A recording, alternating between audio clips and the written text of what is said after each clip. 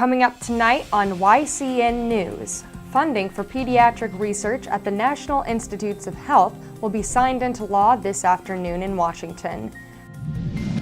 The Centers for Disease Control report the growing risk of e-cigarettes to people of all ages.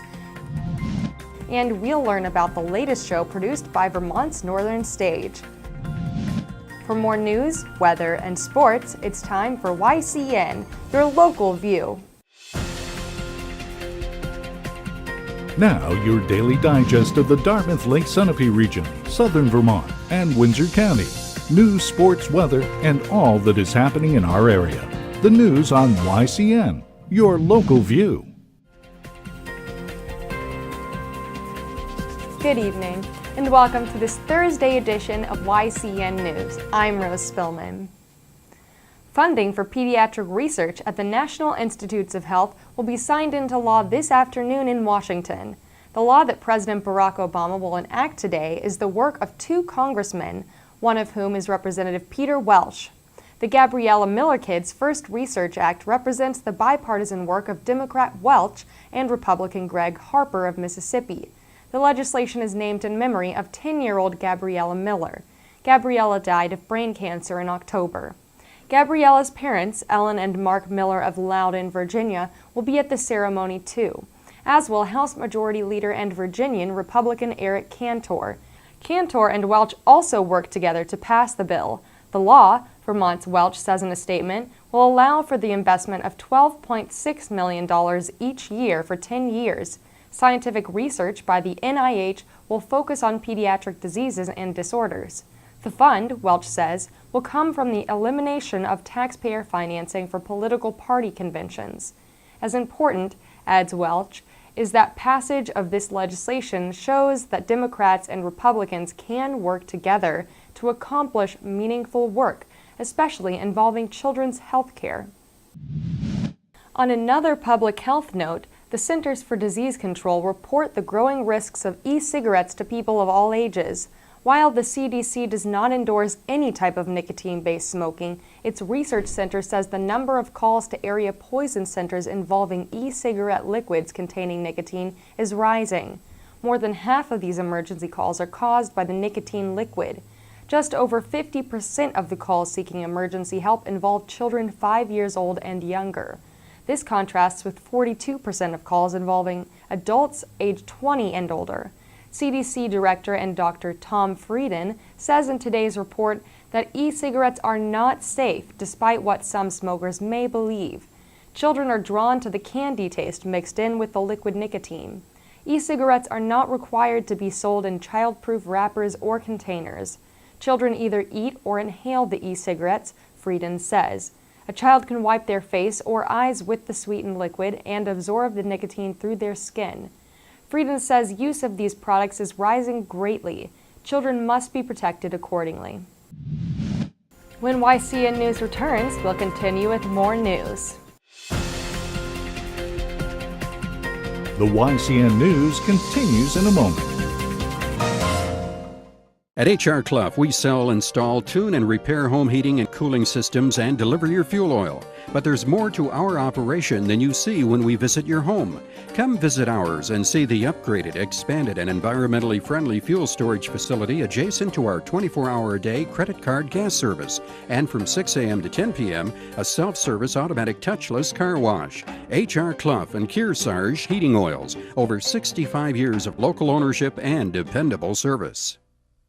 Welcome back to YCN News. I'm Rose Spillman. The education of younger children in Claremont took center stage Wednesday night despite concerns from some audience members involving the non-renewal of 4 of the district's teachers' contracts. SAU 6 Superintendent Middleton McGoodwin defended the cuts, explaining the district needs to shift its resources to the city's 3 elementary schools and its middle school. The district's use of standard-based grading has nothing to do with which teachers were let go, McGoodwin said. The standards-based grading has not been embraced by some educators, along with others in the community. It was a difficult decision to make, McGoodwin told the school board, who did not disagree with him. Not every adult has the skill set that we want, he explained to people sitting in the audience, who included teachers. McGoodwin also said speaking about personnel issues in public is something he will not do to protect a person's privacy. To help the district's children, the best teachers need to be at the forefront. On a lighter note, the school board dined on freshly cooked pasta when the board took a break. The meal was prepared by a group of Claremont middle schoolers studying family and consumer science. Teacher Sarah Furland oversaw the students' culinary skills Wednesday night. It was these students' moment to shine, and they did.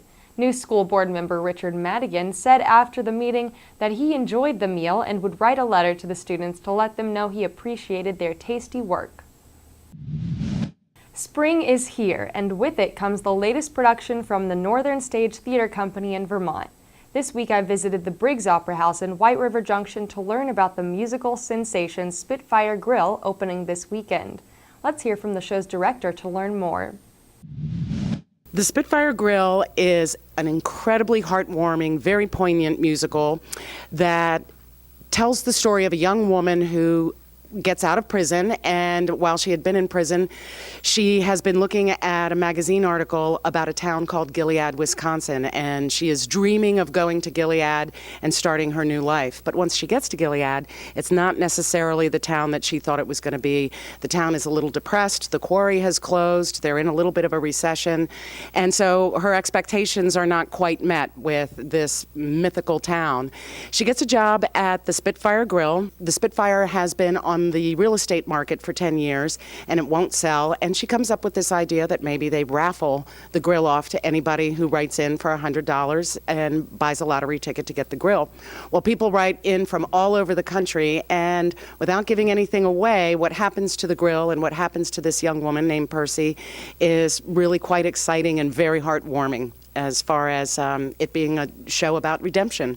The Spitfire Grill is one of those musicals that has a little bit of everything for everyone in the audience, and I think it's one of those really powerful storytelling venues. It's a folk musical and very organic and very grounded, and there are some very funny characters. There are some very poignant moments and some kind of bittersweet moments in the play. It does have a happy ending, and so I think if anyone comes to the theater, they are going to feel very, very rewarded. We have several events surrounding the Spitfire Grill that are working to sort of put the show in context and just give a little bit of extra engagement with the show for our audiences. So there's 3 different exciting things happening. We have our opening night reception. That's on Saturday, April 5th, following the opening night performance. Then we will also be having an Athena lecture, which is a free lecture series that we offer in conjunction with each main stage show that we do. And we're lucky to have Professor Steve Swain, who is professor of music at Dartmouth College. He'll be talking about the Spitfire Grill and sort of putting the show in context as it is a musical. That's from 3:30 to 4:30 p.m. on Sunday, April 6th, right here at the Briggs Opera House, free and open to everybody. And then on Saturday, April 12th, we will be having our Celebrity Saturday, which means we'll be having a post-show conversation with the cast. So anyone who chooses to come to the play on that Saturday, April 12th, is welcome to stick around after the show and just do a little Q&A with the actors in the company and ask them anything they want to know. Spitfire Grill will have one more preview show Friday night at 7:30. Then on Saturday, the show has its opening performance and will continue to play every Tuesday through Saturday at 7:30 p.m. and Sundays at 5 p.m. To get tickets, go online to northernstage.org or call 802-296-7000. The YCN News continues in a moment. Hi, this is Anita from Brattleboro Mobile at Exit 3. The store now offers more products you can pick up when you're on the go. Green Mountain Coffee, drinks and snacks, beer and wine, and hopefully your next winning lottery ticket. Also, Brattleboro Mobile has added diesel fuel to go along with the 3 different grades of superior mobile gasoline. And remember, we have a courteous staff, a brand new look, and a convenient location, all at Brattleboro Mobile. See you soon. Brattleboro Mobile on the roundabout at Exit 3. Welcome back to YCN News. I'm Rose Spillman. Now Matt McDonald will have a look at our weather for the next 5 days, and he'll take a look at some local college sports. Thanks, Rose. Looks like we've got a rainy weekend ahead starting tomorrow with some showers. Temperatures will be in the upper 40s with a low of 35 degrees. Saturday, the rain will continue with a high of 48 degrees and lows in the 20s. Sunday should be sunny with highs in the 50s and a low of 28 degrees, so get out and enjoy the sun. Monday will have a high of 56 with lows in the upper 30s. Tuesday we're expecting rain again with highs in the 50s and lows in the 30s. And now let's look at the northeastern and national radar maps.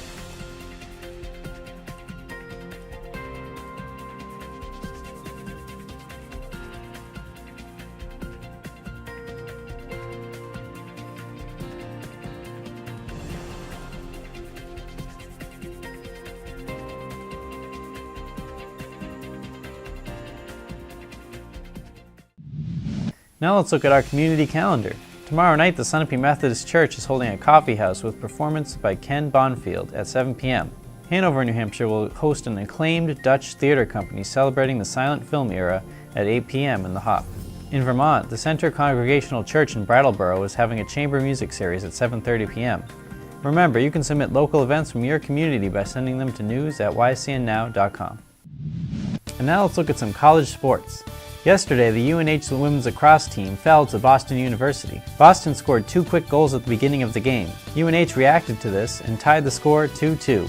The Wildcats then tied again at 3-3 soon after. At this point, Boston started scoring over the Wildcats, lessening their chances for a comeback. The final score was 19-9. UNH now stands at 5 wins and 7 losses. In other women's lacrosse news, Colby Sawyer College fell to New England College in a rivalry game. This is the first win for the NEC Pilgrims so far this season. They now stand at 1 win and 7 losses. The final score of this game was 15-11. In Fisher Cats news, the team will be playing an away game with Trenton Thunder, with the first pitch starting at 7:05 p.m. The Fisher Cats are also set to play against them Friday through Sunday. We will bring you the results of this game tomorrow. YCN is now better to see with HD TV, over the air and on cable with 2 HD channels and online. In addition to our TDS 13 and Comcast 20 and 21, you can also find us at Comcast HD 712 and HD 713. Our award-winning local programs are all in high definition, complemented by our 4 program networks: Outside Television, Retro TV, Tough TV, and PBJ. YCN is your local view.